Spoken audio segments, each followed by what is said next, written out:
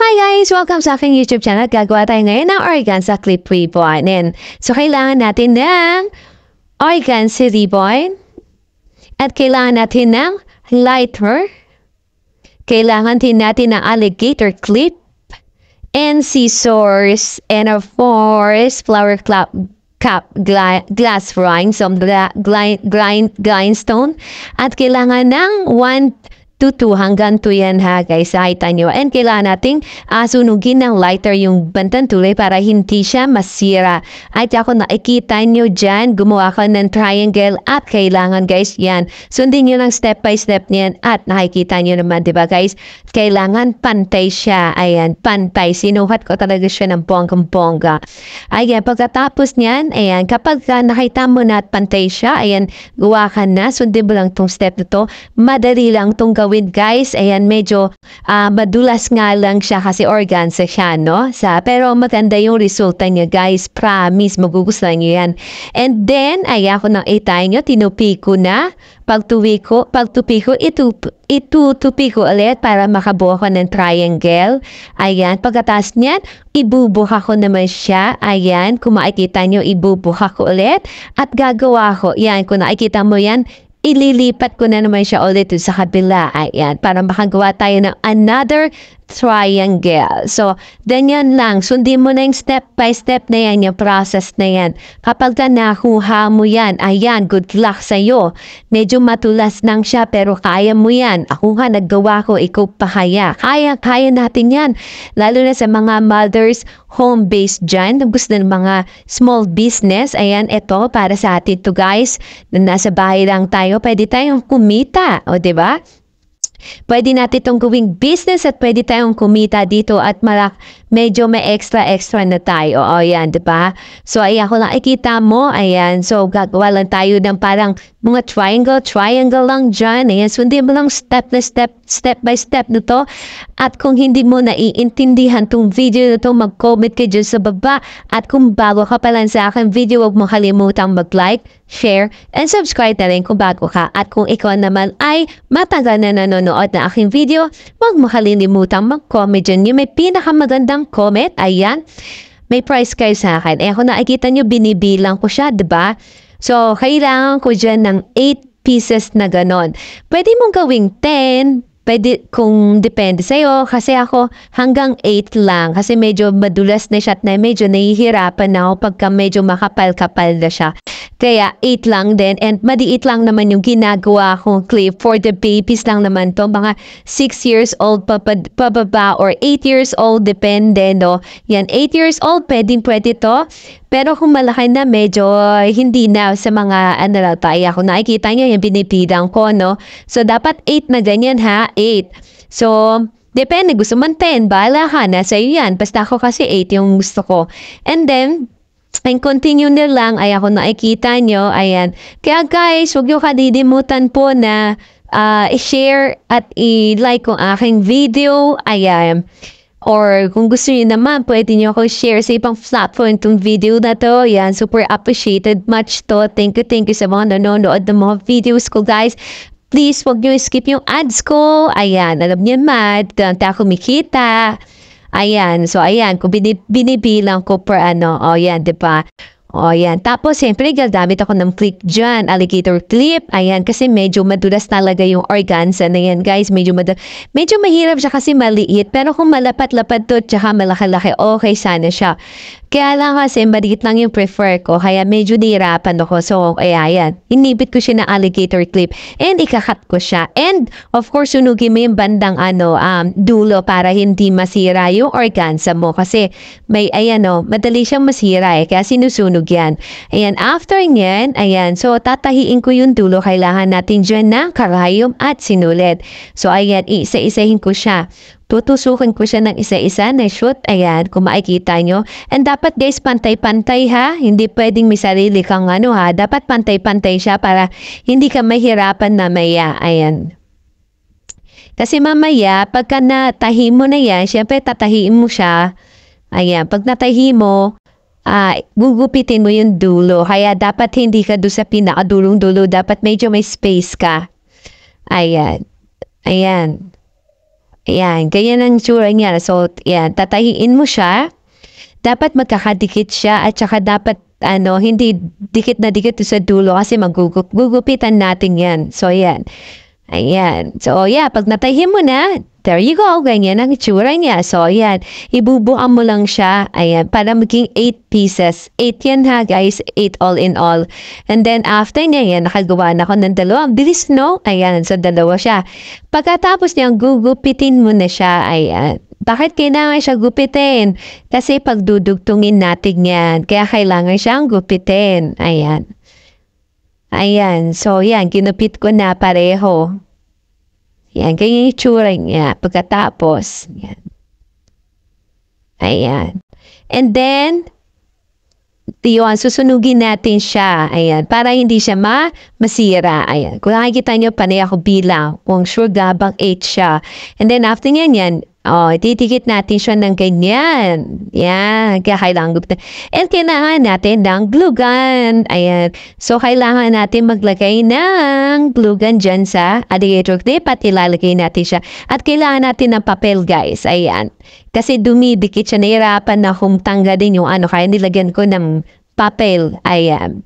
Or ng karton. Ayan. So, nilagyan ko pa rin siya ng glue gun. And then, ayan. Sundin mo lang yung process na yan. Ayan. And then, naglagay ako, guys, dun sa dalawang dulo. Yung kabilang dulo na yun. Nilagyan ko yan ng glue. Hindi ko nga napakita sa inyo eh. Pero nilagyan ko yan ng glue na adhesive. Ipapakita ko kung ano yung glue na ginamit ko. Ayan. Ayan, ganyan ako maglagay ng organza dyan sa alligator clip. Depende ko ano yung gusto nyo yung design or style. Basta ako kasi gusto ko ganito. Ayan. Yan, ganyan.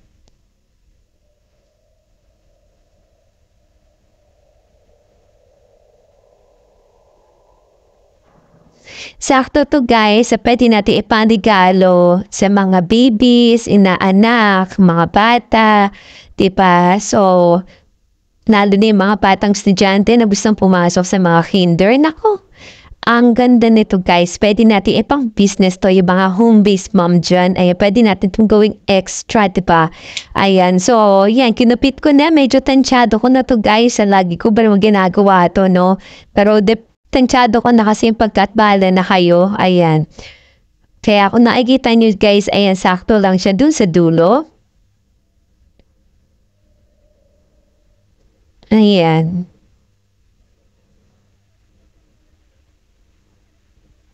Ayan, sakto yan guys. Tansyado ko na yan. Ayan. O after nyan, ilagay ako guys ng glue yun adhesive dung dulo nyan ha. Hindi ko napakita dito sa video. Pero yeah. Ayan.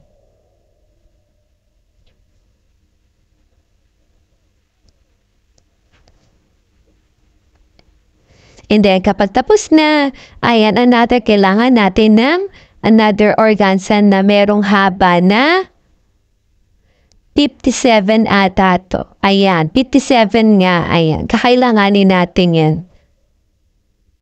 And then, yan yung sinasabi kong glue adhesive na ginagamit ko. Ayan, para kasi ang ginagamit ko talaga guys, kapag pang sample lang is glue gun para mabilis. Pero pagka ganito nabentahan na siya, so kailangan hindi siya pangit. So kailangan natin ng adhesive glue para maganda naman at presentable naman na ibenta siya, diba? So, ayan itsura niya. And then, after niyan, tatahin ko pa yan para hindi siya madaling matanggal. Ayan. So, nilagyan ko na ng glue, tinatahi ko pa para sure na matibay itong natin, ipit na to, diba? Kasi kung madali siya matanggal. So, nilalagyan ko siya ng tahi. Ayan. Pagkatapos kong tahian, ayan, pag natapos ko na siyang tahian,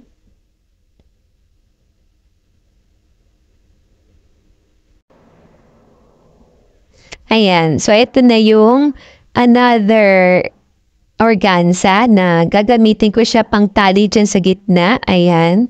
So, tatali mo lang siya. Ayan. Para hindi nakikita yung tahi. Ayan.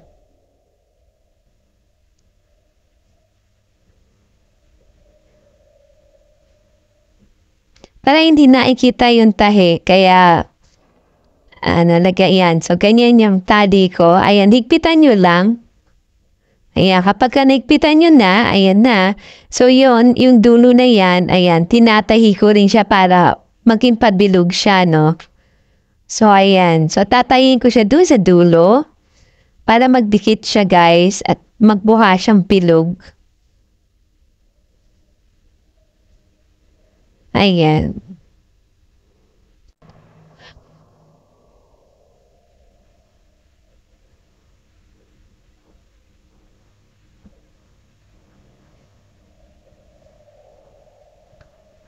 Pag natay ko na, ayan na itsura niya. So, bilog na siya, diba? Ayan, kaya matibay na matibay yan, guys. Kasi talagang tinahi ko siya. And then, ayan na. Pagkatapos niyan, maglalagay ako ngayon ng adhesive glue. Ayan, adhesive. So, maglalagay ako ng adhesive. Ayan.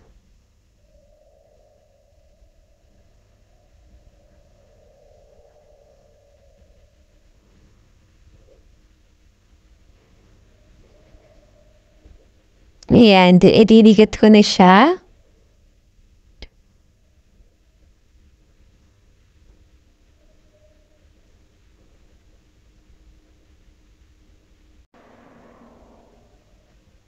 Ayan, after a minute, so ilalagay ko na itong rhinestone. Ayan, yan din yung nilalagay ko, guys. Ayan. Kasi pag glue gun, medyo kasi siya mahalat.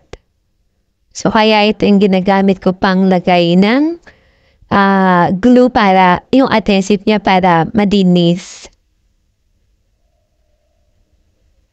And then, ayan, gugupitin ko yung bawat, yung dulo ng ribbon. Ayan.